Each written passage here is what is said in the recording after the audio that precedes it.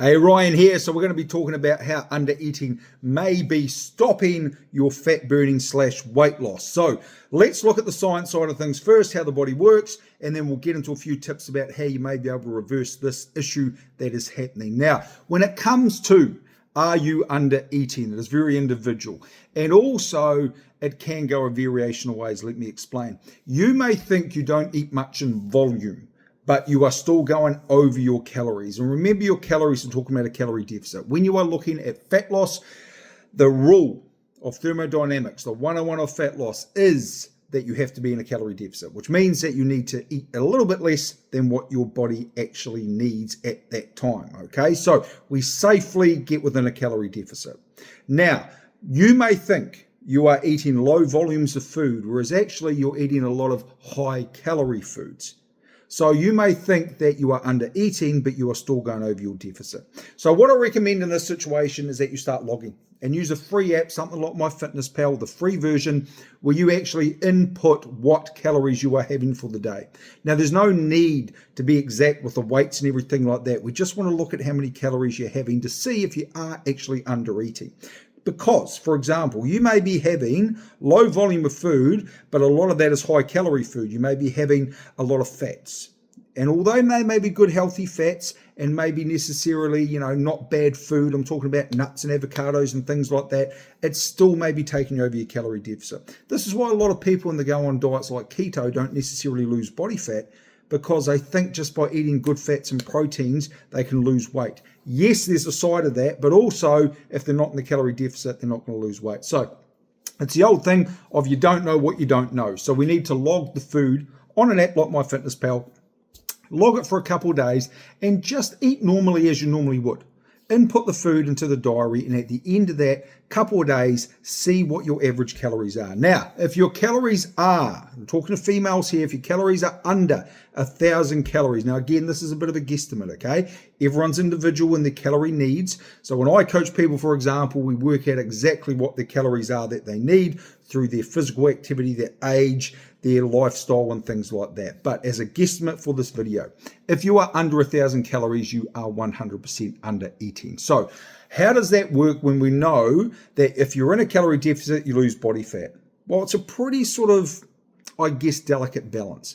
If you are too far into your calorie deficit, so if you are under eating, that's counterproductive. So what your body will essentially do in that stage is go, well, I'm not getting enough calories to function properly. And I'm talking about your basal metabolic rate, which is how many calories do you need for your body just to function? All right. So I'm talking about all the important stuff your body needs to do. If you are under eating under that mark, so your calories are under that mark to what your body needs, the last thing your body's going to do is burn fat, because your body goes into a pretty much survival mode where it goes, well, this person's not eating enough calories for me to sort of do what I need to do properly. So I'm going to hold on to all this fat because that's extra energy in case I need that. Okay. So it's almost going into a starvation mode sort of type thing.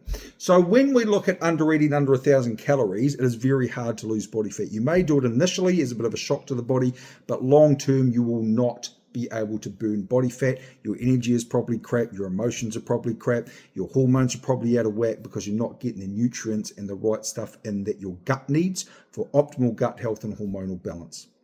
The other thing is, when you undereat calories, especially protein being part of that, you will be losing muscle mass.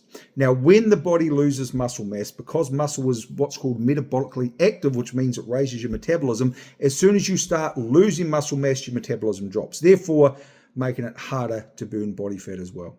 The other thing that happens when you undereat, and I get this a lot with clients before they come to me, is they go, well, I hardly eat anything during the day.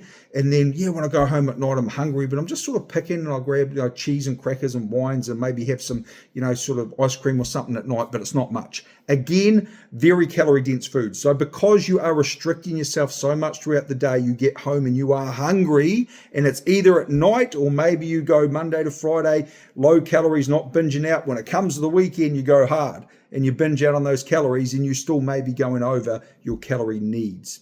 So again, it's a very complicated thing, but understand, when you undereat, you will not be able to burn body fat. Initially, yes, if it's a bit of a shock thing to the body, but over time, you will find it very, very hard to lose weight. And one very common thing I get with the females that come to me at the start with coaching, when we are talking about increasing their energy and balancing their hormones, improving gut health, and if weight loss is a goal of theirs, and I look at the food that they're eating, because what I do, again, I work very individually with each client. So we look at their current nutrition.